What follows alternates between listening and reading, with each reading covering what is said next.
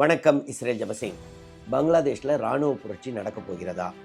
இராணுவம் ஆட்சியை பிடிக்கப் போகிறதா? முகமது யூனிஸ் அவர்கள் சீஃப் அட்வைசர், அவர் தான் இப்போ பிரைம் மினிஸ்டர் பொசிஷன். அவருக்கும் இராணுவத்துக்கும் என்ன பிரச்சனை? அமெரிக்காவுடைய ரோல் என்ன? சீனாவுடைய ரோல் என்ன? இந்தியாவுக்கு எதிராக அங்கே நம்மளுடைய சிலிகுரி காரிடர் பக்கத்தில் லால் முனீர் ஹாட் அப்படின்னு ஒரு ஏர்பேஸை டெவலப் பண்ண போகிறாங்கன்றாங்க. அது உண்மையா? ஸோ எப்போ இராணுவம் ஆட்சியை பிடிக்கிறதா இருந்தால் இதை பற்றிலாம் இந்த வீடியோவில் நம்ம பார்ப்போம்.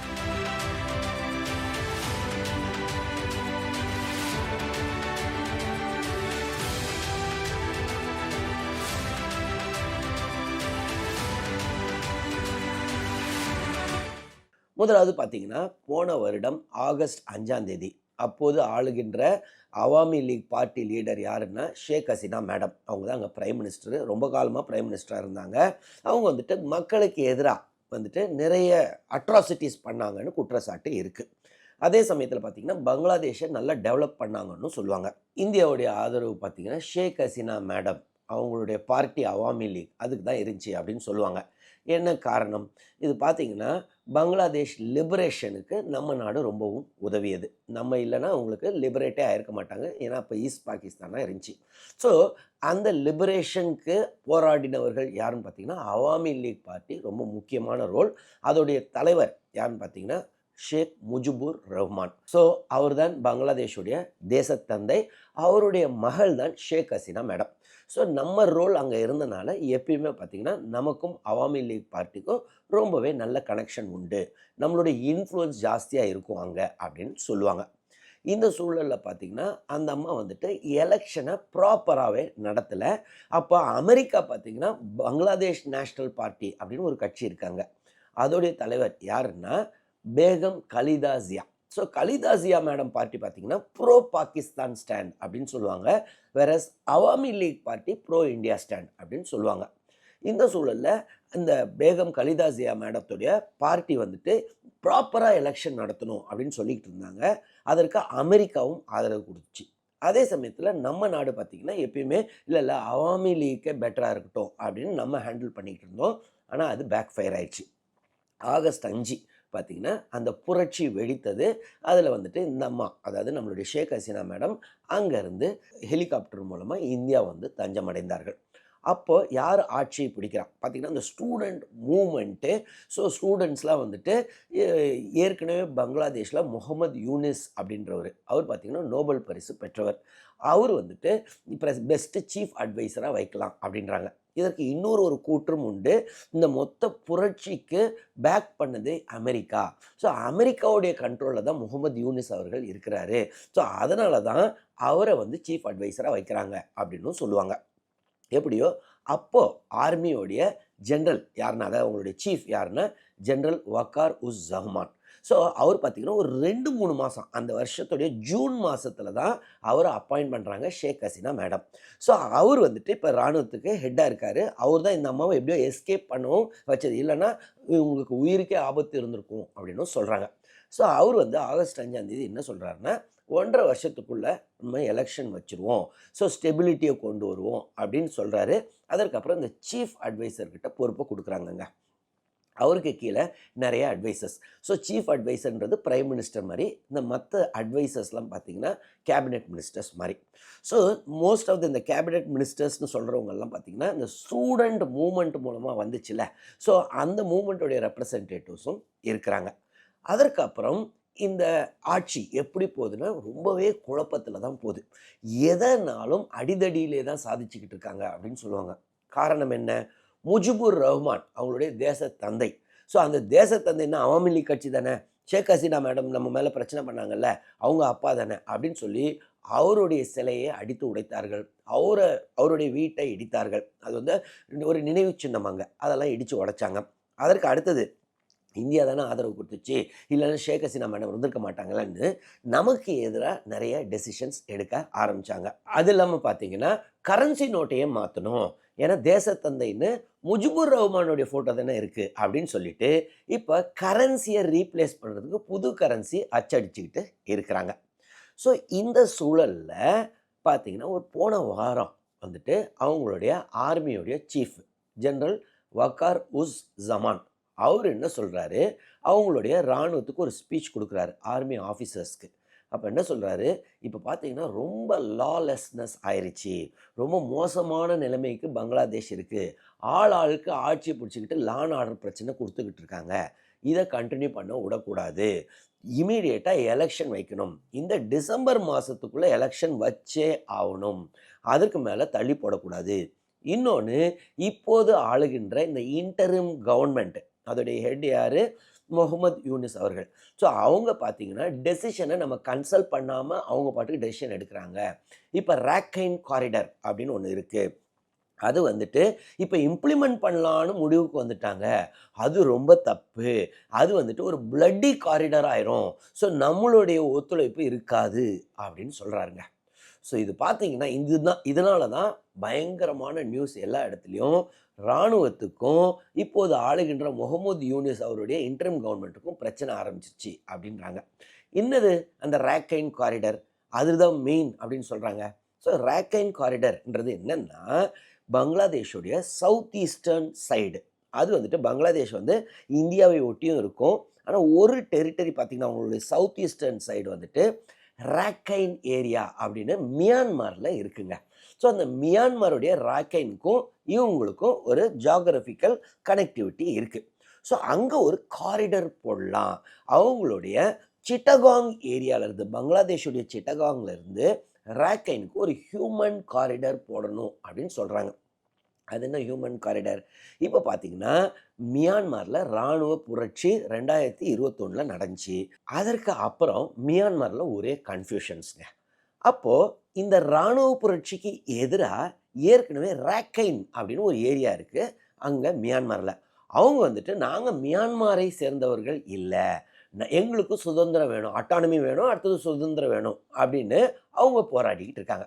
ஸோ ஒரு கட்டத்தில பார்த்தீங்கன்னா, இவங்களுடைய மியான்மருடைய ஆர்மியோடைய ரோல் குறைய ஆரம்பிச்சிருச்சு. பவர் குறைய ஆரம்பிச்சிருச்சு. இந்த ராக்கைன் ஏரியால போராடுறவங்க பேரு அரக்கன் ஆர்மி. ஸோ அரக்கன் ஆர்மி இந்த ஏரியாவெல்லாம் கண்ட்ரோல்ல எடுத்துட்டாங்க. ஸோ இப்ப வந்து சீனா வந்துட்டு மியான்மருடைய ஆர்மிக்கு சப்போர்ட் பண்ணுது. காரணம் என்ன? ஏன்னா சீனா வந்துட்டு சைனா மியான்மர் எக்கனாமிக் காரிடர் அப்படின்னு அவங்க ஒண்ணு போடுறாங்க. ஸோ அந்த காரிடர் மூலமா பே ஆஃப் பெங்கால அவங்க ரீச் பண்ண முடியும். ஏன்னா இந்த ராக்கைன்றது பே ஆஃப் பெங்கால்ல உள்ள ஒரு கோஸ்டல் ஏரியா. ஸோ சைனால இருந்து நேரா மியான்மர், அதற்கு அப்புறம் இந்த பே ஆஃப் பெங்கால். அப்போ இதற்காக நிறையவே அவங்க இன்வெஸ்டும் பண்ணிட்டாங்க. இந்த சூழல்ல தான் ராணுவ புரட்சி நடக்குது. கடைசியில ராணுவம் வலுவிழந்திருக்கு. காரணம், இந்த அரக்கன் ஆர்மி கண்ட்ரோல் எடுக்க ஆரம்பிச்சிட்டாங்க. ஸோ சைனா என்ன யோசிச்சாங்க? ஏகப்பட்டதை நம்ம இன்வெஸ்ட் பண்ணிட்டோம். அதற்கு பெட்டர் இந்த மியான்மருடைய ஆர்மி இருந்துச்சுன்னா அட்லீஸ்ட் ஒரு ஸ்டெபிலிட்டி இருக்கும்னு சைனா வந்து மியான்மருடைய ஆர்மியை சப்போர்ட் பண்றாங்க.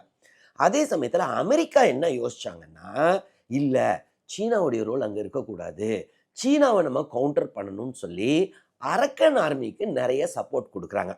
ஸோ இந்த சூழல்ல இப்போ இந்த காரிடர் உடைய நோக்கமே என்னன்னா, பங்களாதேஷ்ல இருந்து இந்த ராக்கைன் ஏரியாவுக்கு ஒரு காரிடர் மாதிரி போட்டு ஆர்ம் சப்போர்ட்லாம் கொடுக்கலான்னு. ஆனா ஆர்ம் சப்போர்ட்னு சொல்லக்கூடாதுன்றதுக்காக என்ன சொல்றாங்க, ஒரு ஹியூமன் காரிடர் எய்டெல்லாம் கொடுப்போம், இதுக்கு யுனைடெட் நேஷன்ஸும் பேக்கப் பண்ணுது அப்படின்னு சொல்றாங்க. ஸோ இந்த காரிடர் வந்துச்சுன்னா இது சீனாக்கு எதிரானது. முகமது யூனிஸ் அவர்களுக்கு பயங்கரமான ப்ரெஷர் அப்படின்னு சொல்றாங்க. காரணம் என்ன? ஏற்கனவே ஒரு கூற்று இருக்கு, அமெரிக்காவுடைய சப்போர்ட் அவருக்கு இருக்கு. அதனால தான் இந்த ஸ்டூடெண்ட் ப்ரொட்டஸ்டே ஓரளவு சக்சீட் ஆச்சுன்னு சொல்றாங்க. ஸோ போன வாரம் அவர் என்ன அனௌன்ஸ் பண்ணாருன்னா, அவருடைய கேபினெட்ல, அதாவது அட்வைசர்ல ஒருத்தர் என்ன சொன்னார்னா, நாங்க ராக்கைன் காரிடரை கன்சிடர் பண்ணியிருக்கோம். அதை வந்துட்டு ஆனா எங்க கண்டிஷன்ஸ்ல தான் பண்ணணும் அப்படின்ற மாதிரி ஒரு பேட்டி கொடுக்குறாரு. ஸோ அப்பதான் பங்களாதேஷோடைய ஆர்மியோடைய சீஃப் என்ன சொல்றாரு, அது வரக்கூடாது. ஏன்னா அது வந்துச்சுன்னா அது பிளட்டி காரிடர் ஆயிடும். ஃபர்ஸ்ட் ஆஃப் ஆல் இந்த கவர்மெண்ட் இந்த மாதிரி மேஜர் டெசிஷன்ஸை எடுக்கக்கூடாது. மக்களால் தேர்ந்தெடுக்கப்பட்டவர் மட்டும்தான் எடுக்க முடியும் அப்படின்னு இவர் சொல்றார். ஸோ இவர் அப்படி பார்த்தீங்கன்னா சீனாவுக்கு ஆதரவு நிலையை எடுக்கிறாரு பங்களாதேஷோடைய ஆர்மி ஜெனரல் வக்கார் உஸ் ஜமான். அதே சமயத்தில் முகமது யூனிஸ் அவர்கள் இந்தியாவுக்கு எதிரான ஸ்டாண்ட் எடுக்கணும். காரணம் என்ன? இந்த புரட்சிலாம் வந்துட்டு அவாமி லீகுக்கு எதிரானது, இந்தியாவோட ஆதரவோட தானே இருந்துச்சு அப்படின்னு நினச்சிக்கிட்டு அவங்க சீனா பக்கம் பயங்கர க்ளோஸ் ஆகணும்னு நினைக்கிறாங்க. ஸோ அதனால தான் அவங்களுடைய நார்தர்ன் சைடு, பங்களாதேஷோடைய நார்தர்ன் சைடு பார்த்தீங்கன்னா நம்மளுடைய சிலிகுரி காரிடர் பக்கத்தில் இருக்குங்க. ஸோ அந்த ஏரியாவில் லால் மோனிர் ஹாட் அப்படின்னு ஒரு ஏர் பேஸை காலங்காலமாக, அதாவது 1931 இருந்துச்சுங்க. அப்போ பிரிட்டிஷ் அதை யூஸ் பண்ணாங்க. அங்கேருந்து தான் மியான்மருக்கெலாம் நிறைய இந்த ஏர்ஃபோர்ஸ் எல்லாம் அனுப்புவாங்க ஜப்பானுக்கு எதிராக. அப்போது அந்த ஏர்பேஸ் பார்த்திங்கன்னா 1960ஸ்லேருந்து க்ளோஸ் ஆகி தான் இருந்துச்சு. இப்போ அதை சீனாவுடைய ஆதரவோட மீண்டும் ரிவைவ் பண்ணுறாங்க. இதற்கு காரணம் என்னென்னா, சீனா கண்ட்ரோலில் அந்த ஏர்பேஸ் போயிடுச்சுன்னா அது வந்து நம்ம சிலிகுரி காரிடர்லேருந்து ஒரு 10-12 கிலோமீட்டர் தான். ஸோ அவங்க வந்துட்டு அதை கட் பண்ணலாம். ஒருவேளை இந்தியாவுக்கும் சீனாவுக்கும் ஒரு வார் வந்துச்சுன்னா அந்த சிலிகுரி காரிடரை அவங்க கட் பண்ணி விட்டுட்டா நம்மளுடைய மொத்த நார்த் ஈஸ்ட் ஸ்டேட்ஸும் கட் ஆஃப் ஆகிடும் மெயின்லேண்டில் இருந்து. ஸோ இந்த ஏர்பேஸை அவர் முகமது யூனிஸ் வந்துட்டு சீனாவுக்கு தாராவாத்து கொடுக்குறாரு. ஸோ அவங்கள பேசிஃபை பண்ணுறதுக்கு. அதே சமயத்தில் அமெரிக்காவுடைய ப்ரெஷர்னால தான் அவங்க யூஎன் மூலமாக வராங்க. இது ராக்கைன் காரிடர் மூலமாக சீனாவுக்கு எதிரான ஸ்டாண்ட் அது. ஸோ இது பார்த்தீங்கன்னா குளோபல் பாலிட்டிக்ஸில் பயங்கரமாக போய்கிட்டு இருக்கு. இந்த சூழலில் நம்ம நாடு என்ன ஸ்டாண்டு? நம்ம என்ன யோசிச்சோன்னா, சரி இப்போ இந்த சிக்கன் காரிடர்னு சொல்கிறோம்ல, சிக்கன் நெக்குன்னுவாங்க அந்த நம்மளுடைய சிலிகுரி காரிடரை. ஸோ அது ஒரு பாத்து நம்ம மெயின்லேண்ட்லேருந்து நார்த் ஈஸ்டர்ன் ஸ்டேட்ஸ்க்கு. இன்னொன்று நம்மளுடைய கொல்கத்தா போர்ட்லேருந்து அப்படியே மியான்மாரில் ஒரு போர்ட் இருக்குது, சித்வே போர்ட் அப்படின்னு சொல்லுவாங்க. இந்த சித்வே போர்ட்டுக்கு நம்ம கொல்கத்தா போர்ட்லேருந்து கப்பல் மூலமாக நம்மளுடைய பொருட்களை அங்கே போயிட்டு அங்கேருந்து ஹைவே மூலமாக நார்த் ஈஸ்ட்டை மீண்டும் கனெக்ட் பண்ணலாம். இந்த சித்வே போர்ட் எங்கே இருக்குது? இதே அந்த ராக்கைன் ஏரியாவில் இருக்குது. ஸோ அது அரக்கன் ஆர்மி கண்ட்ரோலில் இருக்குது. ஸோ இந்தியா அரக்கன் ஆர்மியோடையும் பேச்சுவார்த்தையில் இருக்கிறாங்க, நல்லுறவில் இருக்கிறாங்க. ஏன்னா அரக்கன் ஆர்மி சீனாவுக்கு எதிரானது. ஸோ இவ்வளோ குழப்பங்கள் போய்கிட்டு இருக்கும்போது இப்போ பங்களாதேஷ் ஆர்மியுடைய ஜெனரல் என்ன சொல்லிட்டாரு, அந்த ராக்கைன் காரிடர் வரக்கூடாது அப்படின்னு முடிவு எடுத்துட்டாரு. உடனடியாக அடுத்த நாளே பங்களாதேஷுடைய சீஃப் அட்வைசருடைய ப்ரெஸ்ஸில் சொல்லிட்டாங்க, இல்லை இந்த ராக்கைன் காரிடரை கொண்டு வரல அப்படின்னு. அதே சமயத்தில் எலெக்ஷனை டிசம்பருக்குள்ளே வைக்கிறது கஷ்டம், அட்லீஸ்ட் ஜூன் வரைக்கும் வேணும், அடுத்த வருஷம் ஜூன் வரைக்கும் எக்ஸ்டெண்ட் பண்ணணும், இவ்வளோலாம் குயிக்கெல்லாம் வைக்க முடியாதுன்னு அவங்க சொல்கிறாங்க. ஏன் அவங்க அப்படி சொல்கிறாங்க? காரணம் என்னென்னா, இந்த ஸ்டூடெண்ட் ப்ரொட்டஸ்ட் இருந்துச்சுல, அவங்க ஒரு கட்சியும் ஆரம்பிச்சிட்டாங்க. ஏன்னா எப்பயுமே சேரை பிடிச்சிட்டா அதுக்கு மேலே ஆட்சியை தக்க வைக்கணும்ல, அந்த சேரை தக்க வைக்கணும். ஸோ அவங்க வந்துட்டு நேஷ்னல் சிட்டிசன் பார்ட்டி அப்படின்னு ஒன்று ஃபார்ம் பண்ணியிருக்காங்க. அந்த கட்சி வந்துட்டு கொஞ்சம் டைம் எடுக்குது. அந்த கட்சி ஆட்சியை பிடிக்கணும்னா நிறைய வேலை செய்யணும். ஆனால் இப்போ அங்கேயே உள்ள பங்களாதேஷ் நேஷ்னலிஸ்ட் பார்ட்டி, பேகம் கலிதா ஜியா அவர்களுடைய பார்ட்டி என்ன சொல்கிறாங்க, இல்லை உடனடியாக எலெக்ஷன் வைக்கணும், டிசம்பருக்குள்ளே எலெக்ஷன் வைக்கணும் அப்படின்னு தானே ஃபஸ்ட்டு சொன்னீங்க போன வருஷம். அப்போ இந்த மாதிரி எக்ஸ்டெண்ட் பண்ணிக்கிட்டே இருந்தால் 1 வருஷம் ஆகலாம், 2 வருஷம் ஆகலாம், 3 வருஷம் ஆகலாம், அப்போ டெமோக்ரஸியே வராது, அதனால் இந்த டிசம்பருக்குள்ளே கண்டிப்பாக வச்சு ஆகணும் அப்படின்னு சொல்லி ஆங்காங்கே அவங்க போராட்டத்தில் இருக்கிறாங்க. ஆனால் நேஷ்னல் சிட்டிசன் பார்ட்டி இல்லை அடுத்த ஜூன் அப்படின்றாங்க. அதனால தான் அவங்களுடைய ரெப்ரசன்டேட்டிவ் இப்போ சீஃப் அட்வைசர் முகமது யூனிஸ் அந்த ஸ்டாண்ட் எடுக்கிறாரு, அடுத்த ஜூன் வரைக்கும் வேணும், அப்போ தான் நாங்கள் ரிஃபார்ம்லாம் பண்ண முடியும் அப்படின்னு. இப்போ பார்த்தீங்கன்னா பங்களாதேஷில் பல குழப்பங்கள் போய்கிட்டு இருக்கு. ஏற்கனவே அவங்களுடைய நேஷ்னல் போர்ட் ஆஃப் ரெவென்யூ அப்படின்னு அவங்க ஸ்டாஃப், அதாவது நம்மளுடைய இன்கம் டேக்ஸ் ஜிஎஸ்டி ஸ்டாஃப் மாதிரின்னு வச்சுக்கோங்களேன், அவங்க போராட்டத்தில் இருக்கிறாங்க. காரணம் ரிஃபார்ம்ன்ற பேரில் அதை டிவைட் பண்ண பார்க்குறாங்க. அதற்கு அடுத்தது அவங்களுடைய செக்ரட்டேரியட்டில் நிறைய ஸ்டாஃப்லாம் இப்போ போராட்டத்தில் இருக்கிறாங்க. போதாக்குறைக்கு இப்போ ப்ரைமரி ஸ்கூல் டீச்சர்ஸும் சேர்ந்துட்டாங்க. அவங்கெல்லாம் எதுக்கு? காரணம் இப்போ பங்களாதேஷில் புதுசாக ஒரு ஆர்டினன்ஸ் கொண்டு வந்திருக்காங்க. இனிமேல் கவர்மெண்ட் ஸ்டாஃபை டிஸ்மிஸ் பண்ணணும்னா பெரிய அவங்கள்ட்ட கேட்கணும்னு கூட இல்லை, குயிக்காக வேணும்னா சம்மரி டிஸ்மிஸல்னு சொல்லுவாங்க, பெரிய என்கொயரிலாம் வைக்கணும் இல்லை. ஸோ இதை எடுத்து அவர்கள் போராடிக்கிட்டு இருக்கார்கள். ஸோ இப்போ பார்த்தீங்கன்னா முகமது யூனிஸ் பயங்கர ஒரு இடியாப்ப சிக்கலில் தான் இருக்கிறாருன்னு சொல்லலாம். காரணம் என்னென்னா, ஒரு பக்கம் ஆர்மியோடைய ப்ரெஷர், இன்னொரு சைடு இந்த நேஷ்னல் சிட்டிசன் பார்ட்டியோடைய ப்ரெஷர், மூணாவது சைடு சீனாவுடைய ப்ரெஷர், அமெரிக்காவுடைய ப்ரெஷர் அடுத்த சைடு. ஸோ போன வாரம் அவர் என்ன சொல்லிட்டாரு, நான் ரிசைன் பண்ணிடலாம் இருக்கிறேன் அப்படின்னு சொன்னார். ஆனால் அதற்கு அப்புறம் ஒரு 2-3 மணி நேரத்தில் இல்லை நான் கண்டினியூ பண்ண போகிறேன், ஆனால் டிசம்பருக்குள்ளே எலெக்ஷன் வர வாய்ப்பு இல்லைன்றார். ஆனால் ஆர்மி ஜெனரல் என்ன சொல்லியிருக்காரு, டிசம்பருக்குள்ளே வைக்கணும் அப்படின்னு. பங்களாதேஷ் நேஷனலிஸ்ட் பார்ட்டி, முக்கியமான பார்ட்டி, அவங்களும் டிசம்பருக்குள்ளே கேட்குறாங்க. ஸோ இது எவ்வளோ நாள் தாக்கு பிடிக்கும் இந்த ஆட்சி அப்படின்னு தெரில. சரி, இராணுவ புரட்சி வருமா?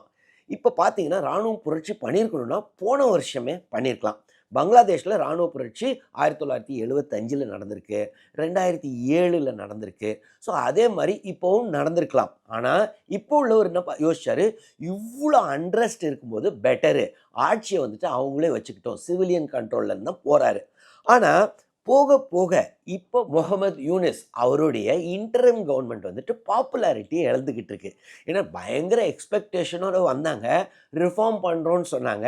ஆனால் எங்கே பார்த்தாலும் லா அண்ட் ஆர்டர் பிரச்சனை, பிஸ்னஸ் எஸ்டாப்ளிஷ்மெண்ட்ஸ்லாம் அடி வாங்கிக்கிட்டு இருக்கு.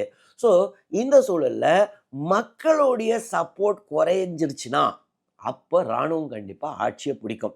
ஸோ முன்ன போன வருஷத்தோட இப்போ இருக்க நிலை பார்த்திங்கன்னா அவருக்கு சப்போர்ட் இழந்துக்கிட்டே இருக்கிறாங்க. இந்த நேஷ்னல் சிட்டிசன் பார்ட்டியாக இருக்கட்டும், ஸ்டூடெண்ட் அண்ட்ரஸ்டாக இருக்கட்டும், முகமது யூனிஸாக இருக்கட்டும், அவங்களுடைய பாப்புலாரிட்டி ரொம்பவே குறைஞ்சிருச்சு அப்படின்னு சொல்கிறாங்க.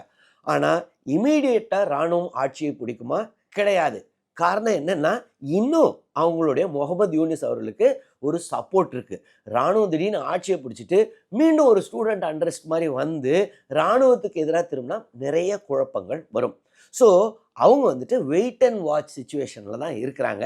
ஸோ இந்த டிசம்பருக்குள்ளே எலெக்ஷன் இவங்க வைக்கலை அப்படின்னா பங்களாதேஷ் நேஷனலிஸ்ட் பார்ட்டியோடைய சப்போர்ட்டும் இவருக்கு இருக்குது. யாருக்கு?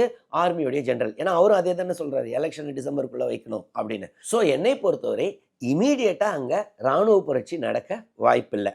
அதே சமயத்தில் அடுத்த சில மாதங்கள் எப்படி டெவலப்மெண்ட் இருக்க போகுது, அங்கே வந்துட்டு எவ்வளோ தூரம் பங்களாதேஷ் நேஷனலிஸ்ட் பார்ட்டி குழப்பத்தை கொண்டு வர போகிறாங்க, இமீடியட்டாக எலெக்ஷன் வைங்கன்னு சொல்லி எவ்வளோ போராட்டங்கள் நடக்க போகுது. அது இல்லாமல் முகமது யூனிஸ் அவருடைய ஆட்சி பாப்புலாரிட்டி குறைஞ்சிக்கிட்டே இருக்குது. இன்னும் குறைஞ்சிருச்சுன்னா அந்த வேக்யூம் வந்துருச்சுன்னு வைங்க, அப்போ இராணுவ புரட்சி நடக்கலாம், இராணுவம் ஆட்சியை பிடிக்கலாம். இது என்னுடைய கருத்துங்க. உங்களுடைய கருத்து என்ன? இராணுவம் இமீடியட்டாக பங்களாதேஷில் ஆட்சியை பிடிக்கும்னு நினைக்கிறீங்களா? கமெண்ட்ஸில் எழுதுங்க, நானும் பார்த்து தெரிஞ்சுக்கிறேன். அது இல்லாமல் இந்த வீடியோவில் ஏதாவது டவுட்ஸ் இருந்துச்சுனாலும் கமெண்ட்ஸில் எழுதுங்க, நான் கிளாரிஃபை பண்ணுறேன். தொடர்ந்து இந்த சேனல் மூலமாக சந்திப்போம். நன்றி, வணக்கம்.